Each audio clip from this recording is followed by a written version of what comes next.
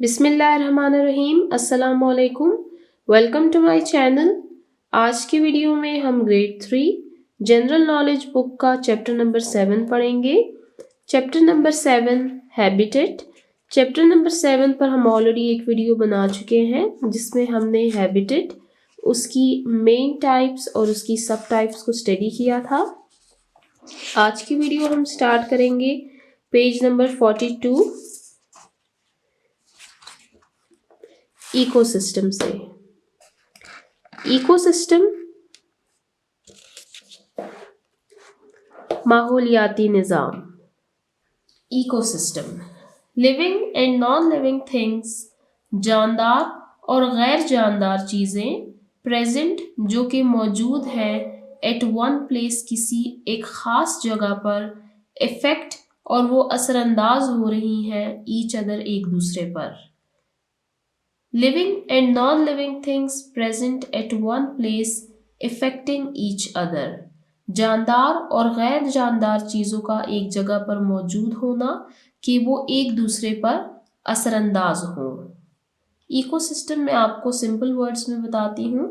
Ecosystem में हमारे पास 2 main components हैं, एक है लिविंग थिंग्स, दूसरा है नॉन लिविंग थिंग्स। इसको हम साइंस की ज़ुबान में बायोटिक और एबायोटिक कहते हैं। Biotic living things, abiotic non living things. Biotic components या लिविंग थिंग्स में हमारे पास प्लांट्स, एनिमल्स, ह्यूमंस, बैक्टीरिया वगैरह आते हैं, जबकि non living things abiotic components में हमारे पास एयर, वाटर, टेम्परेचर, सनलाइट वगैरह आते हैं। यहाँ पर हमने living and non living things को क्लेरिफाई कर दिया है कि ये क्या है। अब हम नेक्स्ट पे चलते हैं। नेक्स्ट है प्रेजेंट एट वन प्लेस, किसी एक जगह पर मौजूद होना। किसी एक जगह पर मौजूद होना मतलब ये उनकी हैबिटेट की बात की जा रही है कि वो एक खास जगह में रह रहे हों, इफेक्टिंग ईच अदर और वो एक दूसरे पर असरअंदाज हो रहे हों। नीचे आपके पास एक पिक्चर है, हम इस पिक्चर को देखते हैं। ये हमारे पास एक पॉन्ड की पिक्चर है, एक तालाब की, जिसमें आप देख सकते हैं फ्रॉग है, फिश है, फ्लाई है, एक डियर भी है, यहाँ पर एक और एनिमल भी है। ये पिक्चर क्लियर नहीं है, मैं आपको एनिमल का नेम नहीं बता सकती। यहाँ पर आप देख सकते हैं सी टर्टल्स हैं हमारे पास, इसके अलावा फ्लावर्स हैं और काफ़ी सारे दूसरे प्लांट्स हमारे पास मौजूद हैं। यहाँ पर हम देखेंगे कि हर एनिमल का दूसरे एनिमल से इकोसिस्टम डिफरेंट है। फॉर एग्जाम्पल फिश पानी में रहती है, उसका इकोसिस्टम पानी है, जबकि डियर जो कि लैंड पे रहती है उसका इकोसिस्टम लैंड है। तो यहाँ पर हमने देखा कि हर एक लिविंग थिंग का इकोसिस्टम जो है वो दूसरे से डिफरेंट होता है। इकोसिस्टम हमारे पास क्या है, किसी एक खास जगह पर लिविंग और नॉन लिविंग थिंग्स का इकट्ठे होना इस अंदाज से कि वो एक दूसरे को इफेक्ट करें, इसको कहते हैं इकोसिस्टम। दे इंक्लूड, इसमें शामिल है प्लांट्स पौधे, एनिमल्स जानवर, बर्ड्स परिंदे, इंसेक्ट्स हशरात, वाटर पानी, माउंटेन्स पहाड़, सॉइल जमीन एटसेट्रा। अब यहाँ पर आप देखें प्लांट्स, एनिमल्स, बर्ड्स, इंसेक्ट, ये हमारे पास लिविंग थिंग्स हैं, जबकि वाटर, माउंटेन्स, सॉइल ये हमारे पास नॉन लिविंग थिंग्स हैं। ये हमारे पास बायोटिक कंपोनेंट्स हैं, ये हमारे पास एबायोटिक कंपोनेंट्स हैं। इट इज़ कॉल्ड इकोसिस्टम, इसको इकोसिस्टम कहते हैं। Ecosystem is different for different animals, ecosystem मुख्तलिफ होता है मुख्तलिफ जानवरों के लिए। फॉर एग्जाम्पल मिसाल के तौर पर द इकोसिस्टम ऑफ फ्रॉग, किसी मेंढक का इकोसिस्टम इज़ डिफरेंट, मुख्तलिफ है from the ecosystem of lion, शेर के इकोसिस्टम से। मेंढक का इकोसिस्टम डिफरेंट है एक लॉयन, एक शेर के इकोसिस्टम से। यहाँ पे मैंने आपको एग्जाम्पल दी कि हर एनिमल का इकोसिस्टम दूसरे एनिमल से डिफरेंट होता है। फ्रॉग का अपना इकोसिस्टम है, डियर का अपना इकोसिस्टम है, फिश का अपना इकोसिस्टम है, टर्टल का अपना इकोसिस्टम है और इन डिफरेंट प्लांट्स के अपने डिफरेंट इकोसिस्टम्स हैं। अब हम चलते हैं नेक्स्ट टॉपिक पर, एडेप्टेशन।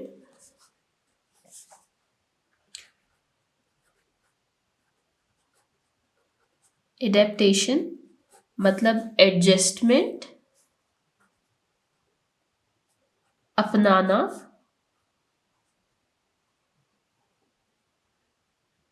मवाक़फ़त या इख्तियार करना। ये मैंने आपको एडेप्टेशन के डिफरेंट मीनिंग्स बताए हैं। एडेप्टेशन कहते हैं किसी चीज़ के अडॉप्ट कर लेने को, किसी चीज़ को अपना लेना, किसी चीज़ को इख्तियार कर लेना या किसी चीज़ में एडजस्ट हो जाना। अब हम इसकी रीडिंग स्टार्ट करते हैं कि एडेप्टेशन क्या है। इन नेचुरल इन्वायरमेंट, इस कुदरती माहौल में, चेंजेस तब्दीलियां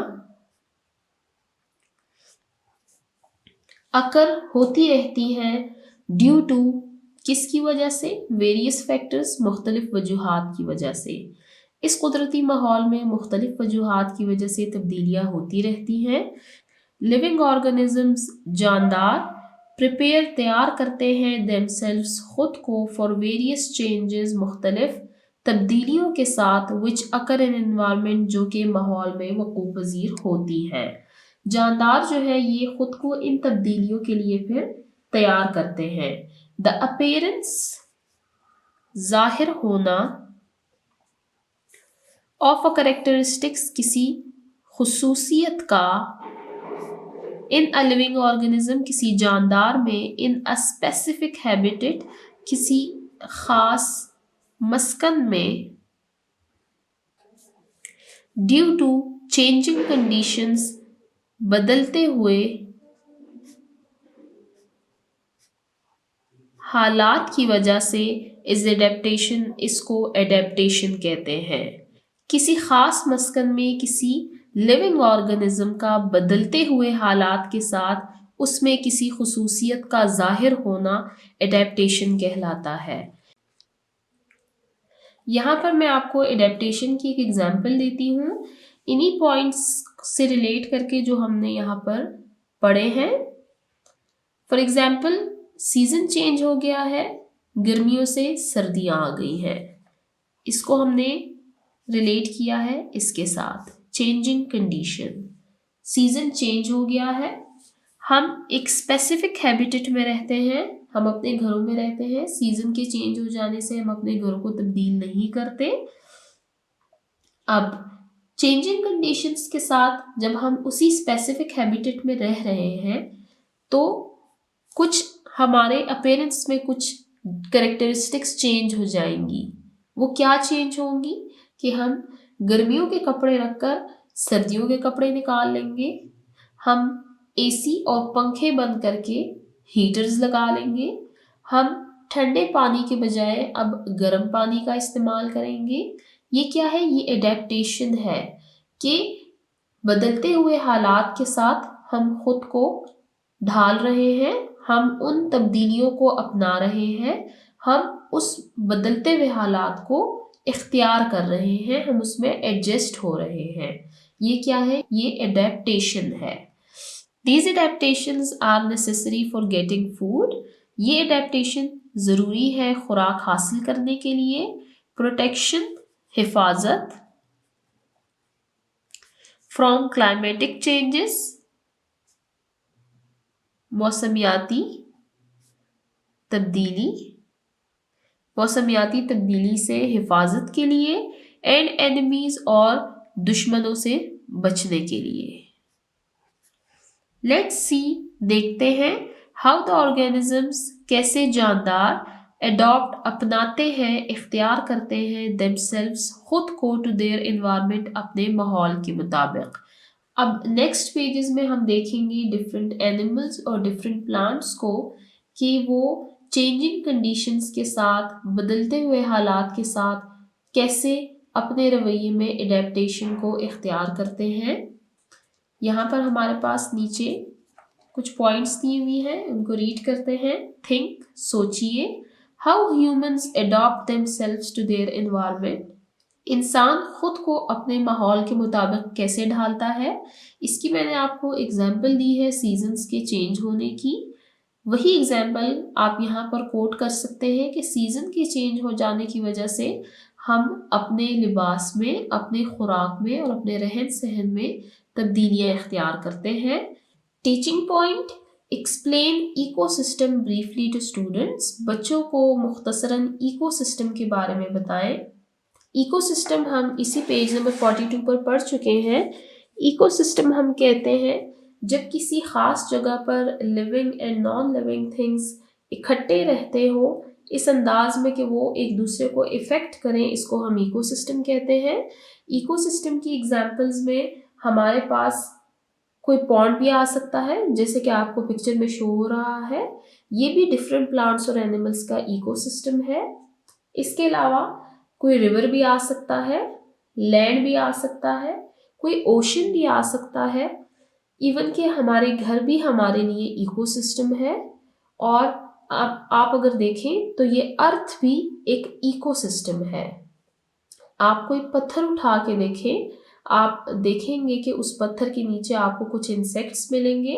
पत्थर के नीचे भी एक इकोसिस्टम है। डिफरेंट एनिमल्स का डिफरेंट इकोसिस्टम होता है। अब हम चलते हैं पेज नंबर 43 पर। पेज नंबर 43 पर हमारे पास टॉपिक है एडेप्टेशन इन एनिमल्स।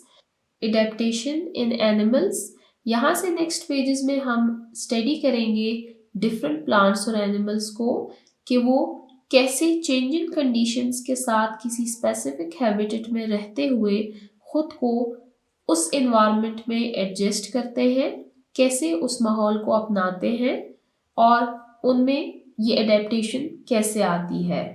एडेप्टेशन इन एनिमल्स, जानवरों में एडेप्टेशन या अपनाना। कैमल, ऊंट। Camel is an animal of desert. ऊंट एक सहरा का जानवर है। डेजर्ट के बारे में हम पढ़ चुके हैं कि ये एक रेतला इलाका होता है, ज्यादातर सैंड होती है, दिन को गर्मी होती है, रात निस्बतन ठंडी होती है और पानी की स्केर्सिटी होती है, पानी की किल्लत होती है। कैमल जो है ये एक सहरा का जानवर है। टू फेस डेजर्ट कंडीशंस, सहराई हालात का सामना करने के लिए कैमल ऊंट में हैज़ द फॉलोइंग एडेप्टेशंस, उसमें मंदरजा झेल एडेप्टेशंस हैं। हम देखेंगे कि वो डेजर्ट में कैसे रहता है, कि ऊंट में ऐसी क्या क्वालिटीज़ हैं कि वो एक डेजर्ट में रह सकता है और दूसरा एनिमल नहीं रह सकता। अब हम इसको स्टडी करेंगे। नीचे हमारे पास एक कैमल की पिक्चर है, आप देख सकते हैं। कैमल प्रोटेक्ट्स इटसेल्फ, ऊंट खुद को बचाता है फ्रॉम सैंड, रेत से, बाय क्लोजिंग इट्स नॉस्ट्रल्स, अपने नॉस्ट्रल्स को बंद कर देने से। कैमल जो है ऊंट, वो खुद को सहरा में रेत से बचाता है अपने नॉस्ट्रल्स को बंद कर देने से। अपने जो नाक के सुराख हैं उनको वो बंद कर देता है। मैंने आपको बताया है कि डेजर्ट जो है ये एक रेतला इलाका होता है, वहां पर रेत ज्यादा होती है, तो रेत से बचने के लिए वो अपने नॉस्ट्रल्स को बंद कर देता है। Second point, the long eyebrows, उसकी लंबी भुवें जो है ऑफ कैमल, ऊंट की प्रोटेक्ट हिफाजत करती है आईज, आंखों की, फ्रॉम सैंड पार्टिकल्स, रेत के जर्रों से।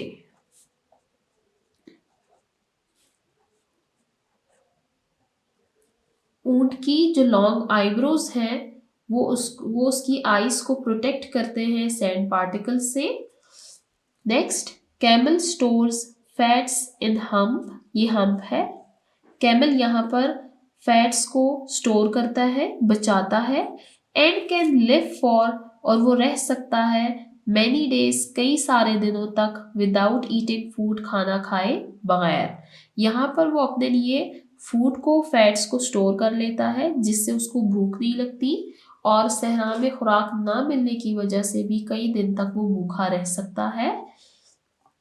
Last point, the soft and wide feet of camel help it to walk in sand. यहाँ पर आप देख सकते हैं उसकी जो फीट हैं ये सॉफ्ट और वाइड फैले हुए होते हैं, जिसकी वजह से वो रेत पर आसानी से चल सकता है।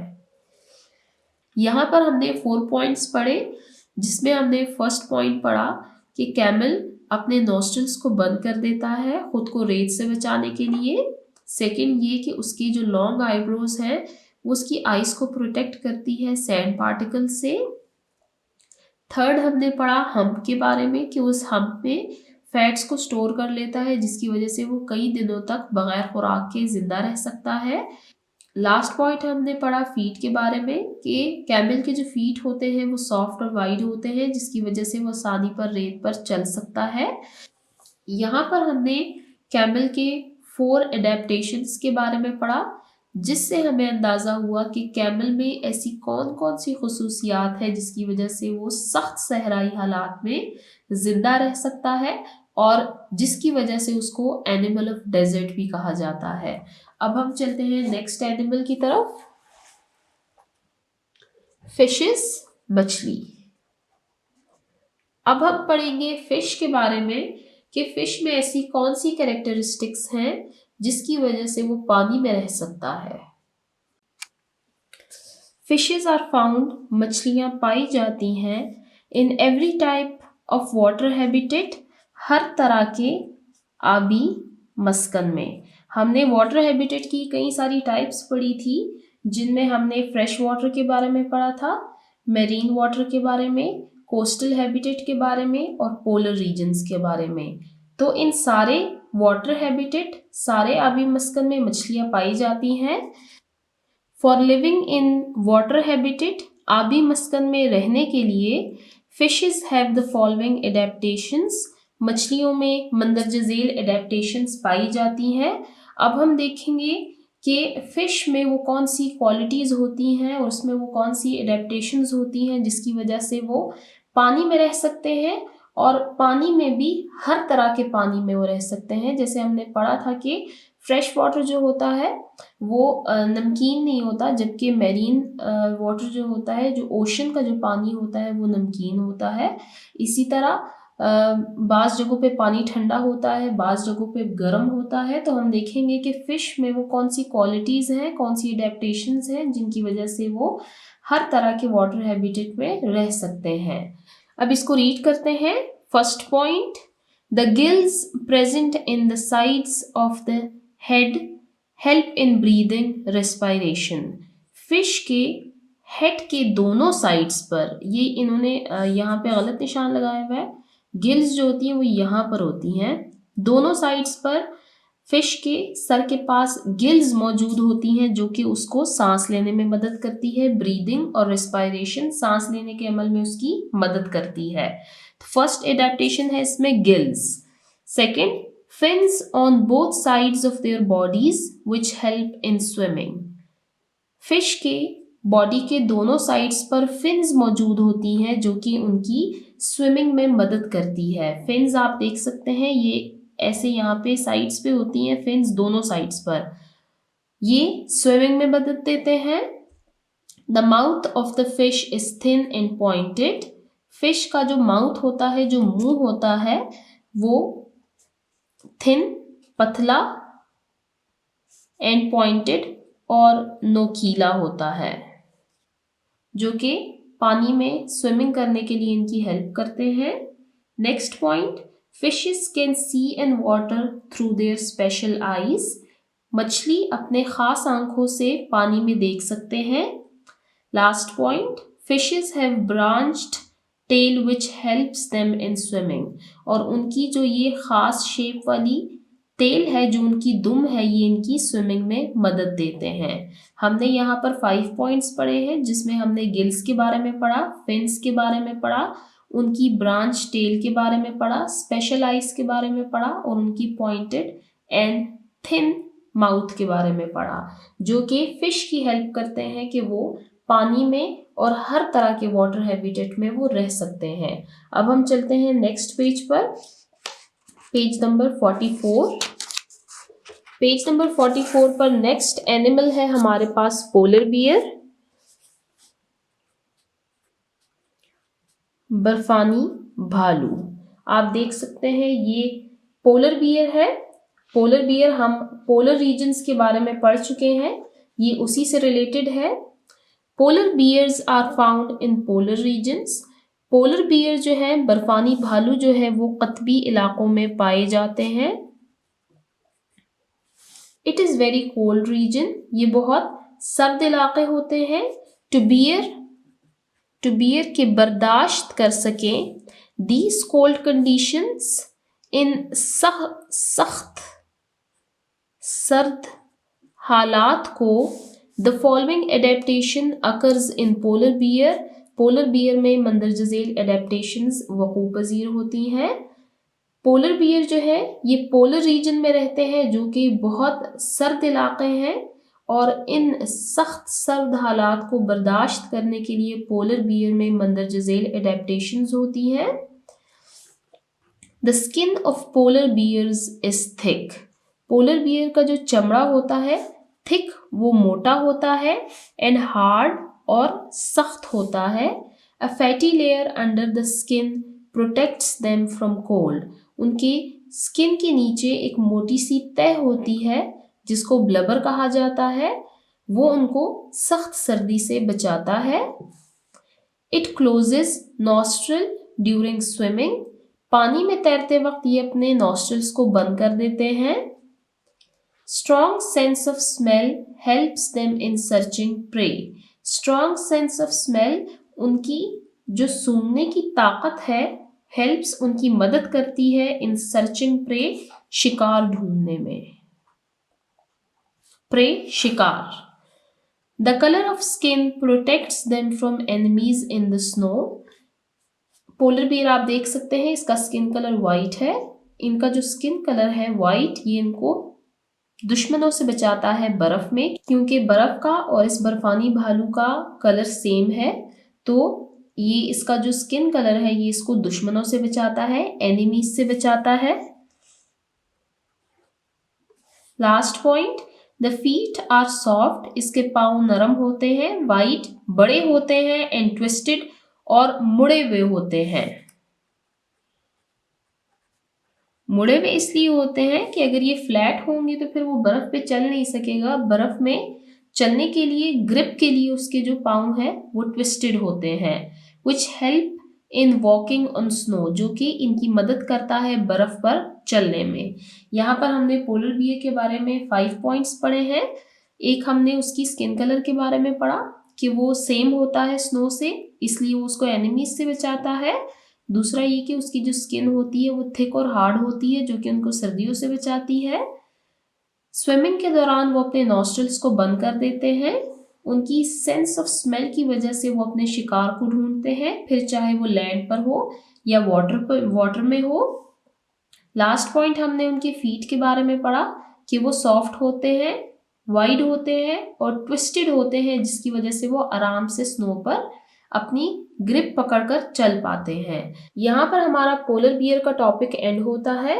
हमने यहाँ पर एडेप्टेशन इन एनिमल्स के टॉपिक में 3 डिफरेंट एनिमल्स को पढ़ा, जिसमें हमने फर्स्ट कैमल, सेकंड फिशेस और लास्ट हमने पोलर बियर के बारे में पढ़ा। और हमने देखा कि कैसे डिफरेंट एनिमल्स डिफरेंट एडेप्टेशंस के ज़रिए डिफरेंट हैबिटेट्स में रहने के काबिल हैं। ये सब कुछ अल्लाह ताला की नेमतें हैं हम पर, कि कैसे दुनिया में मौजूद मुख्तलिफ जानवर मुख्तलिफ तरीक़ों से मुख्तलिफ रहन सहन में रहते हैं, और कैसे उनमें मुख्तलिफ क्वालिटीज़ हैं जो कि उनको इस काबिल बनाती हैं कि वो डिफरेंट हैबिटेट्स में रह सके, और ये कि वो सख्त हालात का मुकाबला कर सके, फिर चाहे वो मौसमी हालात हो, उनके खुराक से रिलेटेड हो या और किसी चीज़ से रिलेटेड हो। तो अल्लाह ताला ने हर जानवर में, हर जानदार में ऐसी खुसूसियात पैदा की हैं कि वो अपने माहौल में अपने तरीके से रह सके। अब हमारे पास नेक्स्ट टॉपिक है एडेप्टेशन इन प्लांट्स का।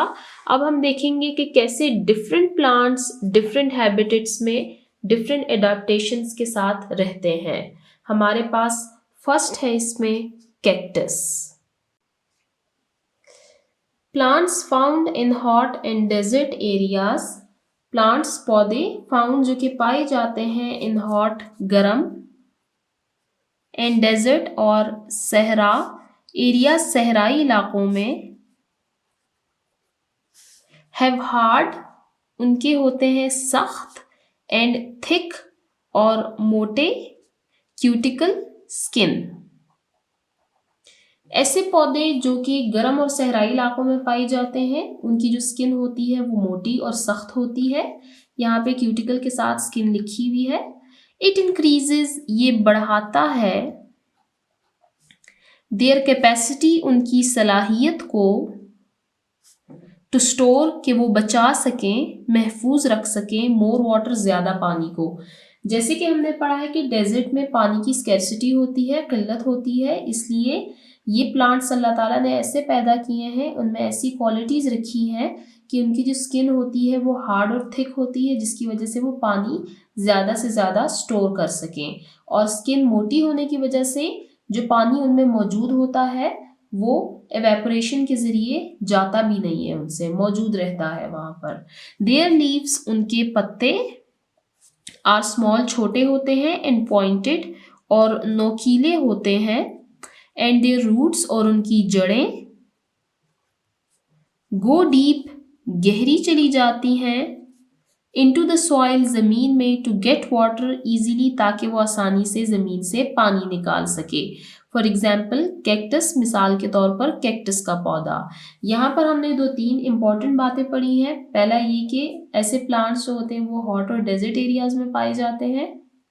सेकेंड पॉइंट, उनकी जो स्किन होती है वो हार्ड और थिक होती है।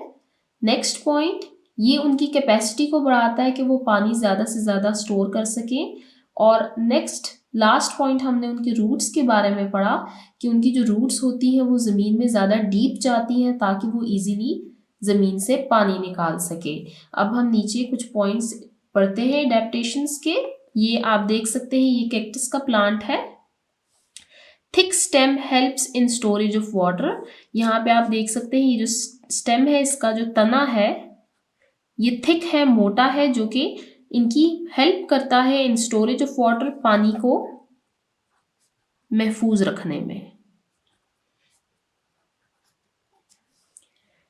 नेक्स्ट पॉइंट, लॉन्ग लंबा, थिन मोटा, एंड डीप रूट्स और इनकी जो गहरी जड़ें हैं हेल्प मदद करती हैं इन एब्जॉर्बिंग कि वो जज़ब करें वाटर पानी को फ्रॉम सॉइल ज़मीन से।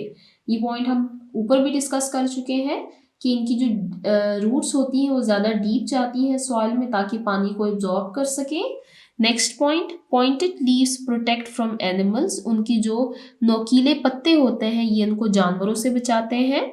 लास्ट पॉइंट, पोर्स, पोर्स कहते हैं मसाम को, are closed at day time, दिन के टाइम इसके मसाम बंद होते हैं, एंड ओपन एट नाइट और रात को खुल जाते हैं, टू रिड्यूस ताकि कम कर सके एवेपोरेशन। एवेपोरेशन कहते हैं बुखारात को, कि इससे जो पानी स्टोर किया हुआ है वो पानी इससे एवेपोरेट ना हो। इसकी वजह से डे टाइम पे पोर्स जो होते हैं वो बंद होते हैं और नाइट पे खुल जाते हैं। यहाँ पर हमने पढ़ा कैक्टस के बारे में। अब हम नेक्स्ट प्लांट के बारे में पढ़ते हैं नेक्स्ट पेज पर, पेज नंबर 45। लिलीज। लिलीज हमारे पास एक फ्लावर है। अब हम इनके बारे में पढ़ते हैं। द लीव्स, पत्ते, ऑफ द प्लांट्स, उन पौधों के, विच ग्रो जो कि बढ़ते हैं, इन वाटर पानी में, आर बिग वो बड़े होते हैं, एंड फ्लैट और हमवार होते हैं। ऐसे पौधे जो कि पानी में बड़े होते हैं उनके पत्ते बड़े और हमवार होते हैं। दे हेल्प देम वो उनकी मदद करते हैं इन स्विमिंग तैराकी में, इन वाटर पानी में, कि उनके जो बड़े और फ्लैट हमवार लीव्स जो होते हैं वो उनकी हेल्प करते हैं स्विमिंग में। देयर स्टेम उनका जो तना होता है, आर थिन वो पतला होता है, इलास्टिक लचकदार होता है, एंड सबमर्ज्ड और डूबा हुआ होता है, इन वाटर पानी में। For example lilies. यहाँ पर हमने 2-3 बातें देखी हैं। एक तो ऐसे प्लांट्स जो कि पानी में बड़े होते हैं उनके लीव्स जो होते हैं वो बिग और फ्लैट होते हैं। किस वजह से? इस वजह से ताकि वो उनकी स्विमिंग में हेल्प करे। उनका जो स्टेम होता है वो पतला होता है, लचकदार होता है और पानी के अंदर डूबा हुआ होता है। फॉर एग्जाम्पल लिलीज, जैसे कि आप ये फूल देख सकते हैं, इसके जो लीव्स हैं वो फ्लैट है और बड़े हैं। इसका स्टेम नजर नहीं आ रहा क्योंकि वो पानी में डूबा हुआ है। ये हमारे पास लिली है। अब हम नेक्स्ट प्लांट की तरफ चलते हैं, pine trees. Pine trees Sanobar का दरख्त। Plants grow in cold area. ऐसे प्लांट्स जो कि सर्द इलाकों में बड़े होते हैं। हैबनेरो, उनके पतले एंड पॉइंटेड लीव्स और नोकीले पत्ते होते हैं। इंस्टेड ऑफ फ्लावर्स, फूलों के बजाय दे हैव कोन्स, उनमें कोन्स मौजूद होते हैं। आपको स्क्रीन पे कोन्स नजर आ रहे होंगे। ये पाइन ट्रीज में मौजूद होते हैं और ऐसे ट्रीज में जो कि कोल्ड एरियाज में होते हैं। विच रिमेन, जो कि रहते हैं क्लोज्ड, बंद, ड्यूरिंग विंटर, सर्दियों के दौरान। और ये जो कोन्स होते हैं ये सर्दियों के दौरान बंद होते हैं, गर्मियों में फिर खुल जाते हैं। इनके अंदर सीड्स मौजूद होते हैं। दीज कोन्स, ये कोन ओपन इन समर, गर्मियों में खुल जाते हैं। इन रिप्रोडक्शन अकर्स, और अफजाइश नस्ल का अमल शुरू हो जाता है। By the spread of seeds, ये अफजाइश नस्ल का अमल कैसे शुरू होता है कि जब समर में ये कोन्स खुल जाते हैं तो इससे सीड्स गिरते हैं और सीड्स के फैल जाने की वजह से अफजाइश नस्ल का अमल शुरू हो जाता है। फॉर एग्जाम्पल, मिसाल के तौर पर पाइन ट्रीज, सनोबर के दरख्त। आप यहाँ पर देख सकते हैं ये बहुत सारे पाइन ट्रीज हैं। यहाँ पर हमारा एडेप्टेशन इन प्लांट्स का टॉपिक एंड होता है, जिसमें हमने 3 डिफरेंट प्लांट्स के बारे में पढ़ा। फर्स्ट कैक्टस, सेकंड लिलीज और लास्ट हमने पढ़ा पाइन ट्रीज के बारे में। नीचे हमारे पास एक एक्टिविटी मौजूद है, इस एक्टिविटी को सॉल्व करते हैं। कंप्लीट द चार्ट, हमारे पास एक चार्ट दिया हुआ है, हमने इस चार्ट को कंप्लीट करना है। कुछ ब्लैंक्स हमारे पास फिल है और कुछ को हमने खुद फिल करना है। ऊपर हमारे पास मेन हेडिंग है हैबिटेट, मस्कन की। हमने पढ़ा है कि हैबिटेट की 2 मेन टाइप्स हैं, वाटर हैबिटेट, लैंड हैबिटेट। अब हमने उनकी सब टाइप्स को यहाँ पर फिल करना है।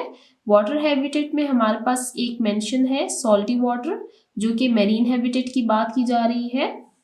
हम यहाँ पे लिखते हैं फ्रेश वाटर, ताज़ा पानी। कोस्टल हैबिटेट, साहिल समंदर। लास्ट, पोलर रीजन्स, कतबी इलाके। अब हम लैंड हैबिटेट को सॉल्व करते हैं। यहाँ पे एक मेंशन है डेजर्ट, सहरा। फर्स्ट हमने पढ़ा था फॉरेस्ट्स के बारे में, जंगलात, और लास्ट हमने पढ़ा था ग्रासलैंड के बारे में, चरागाह। यहाँ पर हमारी एक्टिविटी सॉल्व होती है। अब हम नेक्स्ट पेज पर चलते हैं, पेज नंबर 46 पर।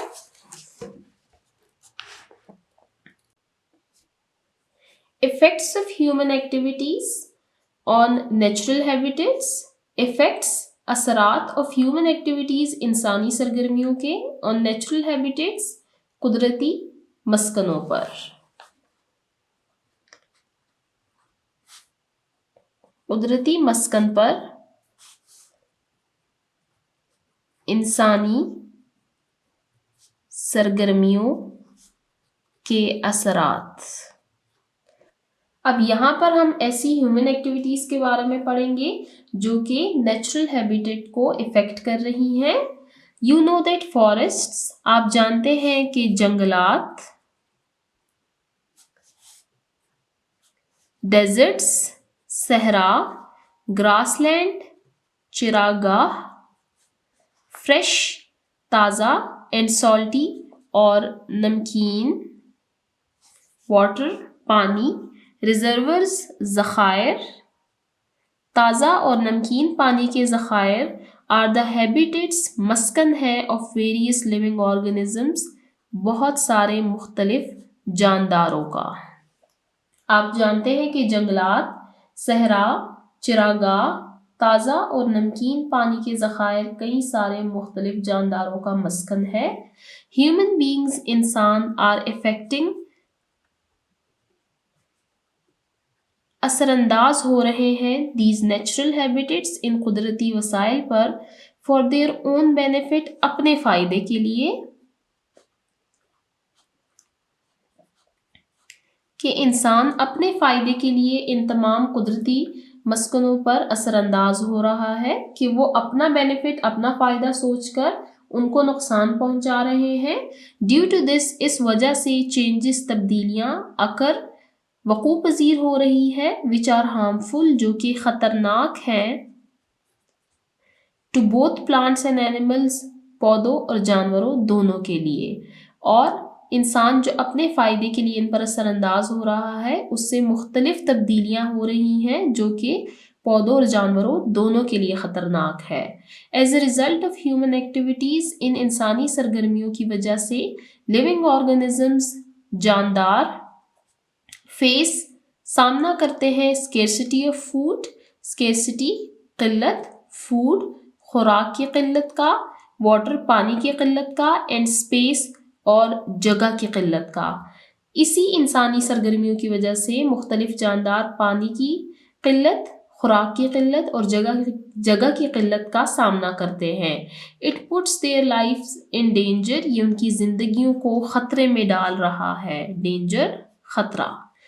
इंसानी सरगर्मियाँ जिनकी बात की गई है कि इंसान अपने फ़ायदे के लिए उन पर असरअंदाज हो रहा है, उसकी वजह से इन प्लांट्स और एनिमल्स की जो लाइफ है वो ख़तरे में पड़ गई है। अब ऐसी कौन सी ह्यूमन एक्टिविटीज़ हैं जो कि नेचुरल हैबिटेट को इफ़ेक्ट करती हैं? कुछ मैं आपको बताती हूँ और कुछ आप मुझे कमेंट सेक्शन में बताएंगे। फॉर एग्ज़ाम्पल, आप देख सकते हैं कि बहुत ज़्यादा फैक्ट्रीज़ का इस्तेमाल बढ़ गया है इंसानी ज़रूरियात की वजह से। हमने जगह जगह पर फैक्ट्रीज़ बना ली हैं।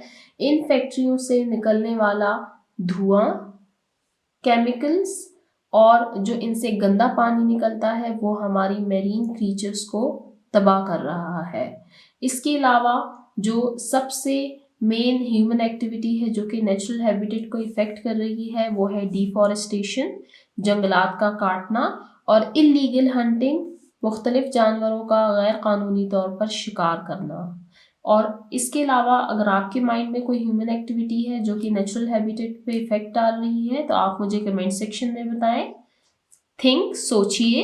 अमेज़न फॉरेस्ट्स, अमेज़न के जंगलात are the biggest rain forests on earth, ये ज़मीन पर सबसे ज़्यादा बारिश के जंगलात हैं।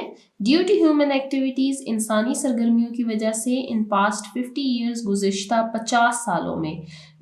50 सालों से इंसानी सरगर्मियों की वजह से 17% decrease has occurred in their area. उस एरिया में अमेज़न फॉरेस्ट का जो इलाका है उसमें 17% कमी आई है, जिसकी वजह से आप देख सकते हैं कि हमारा जो बारिश का तनासुब है वो बहुत कम हो गया है, जिसकी वजह से मौसमों में बहुत शिद्दत आ गई है। गर्मियाँ भी बहुत सख्त होती हैं, सर्दियाँ भी बहुत सख्त होती हैं और इसके अलावा भी हमें कई सारे मसाइल हैं। अब हम नेक्स्ट पैराग्राफ की तरफ चलते हैं। Effects of human activities on land habitat. अब हम स्पेसिफिकली यहाँ पर लैंड हैबिटेट के बारे में पढ़ेंगे। ऊपर हमने नेचुरल हैबिटेट्स, इसमें हमारे पास लैंड और वाटर दोनों आते हैं। अब हम अलहदा से लैंड के बारे में पढ़ेंगे कि वो कौन सी इंसानी सरगर्मियाँ हैं या किन इंसानी सरगर्मियों की वजह से लैंड हैबिटेट पर इफेक्ट्स पड़ रहे हैं।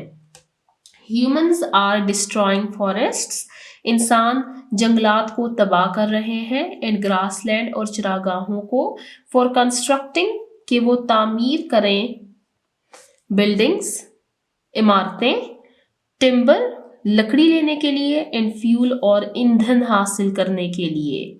लकड़ियों को जलाने के लिए जो हम लकड़ियाँ काटते हैं और उसको एज ए फ्यूल फिर यूज़ करते हैं, या उसको अपनी बाकी ज़रूरियात के लिए अगर हम लकड़ियाँ तोड़ते हैं, जंगलात काटते हैं, या बिल्डिंग्स बनाने के लिए कि हम जंगलात को ख़त्म कर देते हैं इससे कि उस इलाक़े में, उस ज़मीन पर हम बिल्डिंग्स बनाएं, ये क्या है? ये इंसानी सरगर्मियां हैं जो कि लैंड हैबिटेट को इफेक्ट कर रही हैं। ड्यू टू विच, इस वजह से प्लांट्स एंड एनिमल्स, पौधे और जानवर आर डिप्राइव्ड, वो महरूम हो गए हैं। डिप्राइव्ड, महरूम होना, फ्रॉम नेचुरल हैबिटेट्स, अपने कुदरती मस्कन से, and their life is in danger, और उनकी ज़िंदगी ख़तरे में है। जब हम फॉरेस्ट्स काट देंगे तो ऐसे एनिमल्स और ऐसे प्लांट्स जो कि फॉरेस्ट्स में रहते हैं, जिनका हैबिटेट फॉरेस्ट है, वो आहिस्ता आहिस्ता एक्सटिंक्ट हो जाएंगे, वो आहिस्ता आहिस्ता मादूम हो जाएंगे, ख़त्म हो जाएंगे। Due to the use of fertilisers, due to the use of fertilisers, कीमियाई खाद का इस्तेमाल, कीमियाई खाद के इस्तेमाल की वजह से, एंड इंसेक्टिसाइड्स, और कीड़े मार अद्वियात,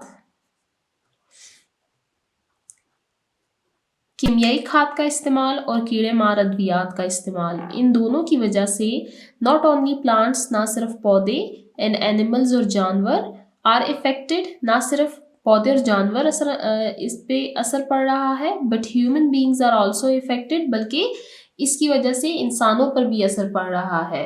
असर कैसे पड़ रहा है इंसानों पर? इंसानों पर असर ऐसे पड़ रहा है कि जब ये कीड़े मार अद्वियात, इंसेक्टिसाइड्स और फर्टिलाइजर्स जब यूज़ होते हैं, और इससे जो फसल हमारे पास आती है, वो फसल उस फसल से बहुत मुख्तलिफ होती है जो कि कुदरती तरीके से बड़ी हो, और अगर उन फसल को, उनके जो फ्रूट्स होते हैं, जो वेजिटेबल्स होते हैं, अगर हम उसको बग़ैर धोए इस्तेमाल कर लें, या कभी कभार धोने के बावजूद भी उनसे ये जो इंसेक्टिसाइड्स हैं, फर्टिलाइज़र्स हैं, इनके असरात नहीं जाते, जो कि इंसान को नुकसान पहुंचाते हैं, और जानवरों और पौधों को भी ये नुकसान पहुंचाते हैं। आप नीचे देख सकते हैं, ये डिफॉरेस्टेशन की पिक्चर है। आप देख सकते हैं एक फॉरेस्ट है जिसको काटा जा रहा है, और काटा जा चुका है, कुछ ट्रीज यहाँ पर मौजूद हैं। ये डिफॉरेस्टेशन है जो कि इंसानी ज़िंदगी को बहुत बुरे तरीके से इफ़ेक्ट कर रही है। नेक्स्ट पेज पर चलते हैं, page number 47, effects of human activities on water habitat. अब हम यहाँ पर स्पेसिफिकली पढ़ेंगे वाटर हैबिटेट, आबी मस्कन के बारे में, कि ऐसी कौन सी इंसानी सरगर्मियाँ हैं जो कि वाटर हैबिटेट को इफ़ेक्ट कर रही हैं। वाटर रिलीज्ड, वो पानी जो कि निकलता है फ्रॉम फैक्ट्रीज, फैक्ट्रियों से, एंड होम्स, और घरों से, आर पोल्यूटिंग, वो गंदा कर रहे हैं वाटर हैबिटेट्स, आबी मस्कन को। ड्यू टू विच, जिसकी वजह से द लाइफ्स, जिंदगियां, ऑफ लिविंग ऑर्गेनिजम्स, जानदारों की, आर इन सीरियस डेंजर, सख्त खतरे में है। वो पानी जो कि फैक्ट्रीज और घरों से निकलता है, वो गंदा होता है, तो वो आबी मस्कन को गंदा कर देता है, जिसकी वजह से जो वाटर हैबिटेट्स हैं, जो पानी में रहने वाले जानवर हैं, जिनका मस्कन पानी है, वो खतरे में पड़ गए हैं। आप यहाँ पर इस पिक्चर को देख सकते हैं, ये फैक्ट्री से पानी जो निकल रहा है, इसमें आपको कुछ प्लास्टिक्स के बॉटल्स भी नज़र आएंगी। इसके अलावा ये जो पानी है, ये इट्सेल्फ बहुत ख़तरनाक है, ये जहरीला पानी है, जिसकी वजह से जो मैरीन क्रीचर्स हैं, जो फिशेस हैं, इनको नुकसान पहुंचता है, और वो मछलियाँ भी जहरीली हो जाती हैं। द ऑयल, तेल, रिलीज्ड, जो कि निकलता है बाय शिप्स, किश्तियों से,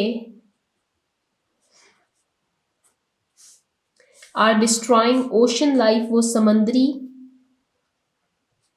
जिंदगी को तबाह कर रहा है। यहाँ पर बहरी जहाज़ों की बात की गई है,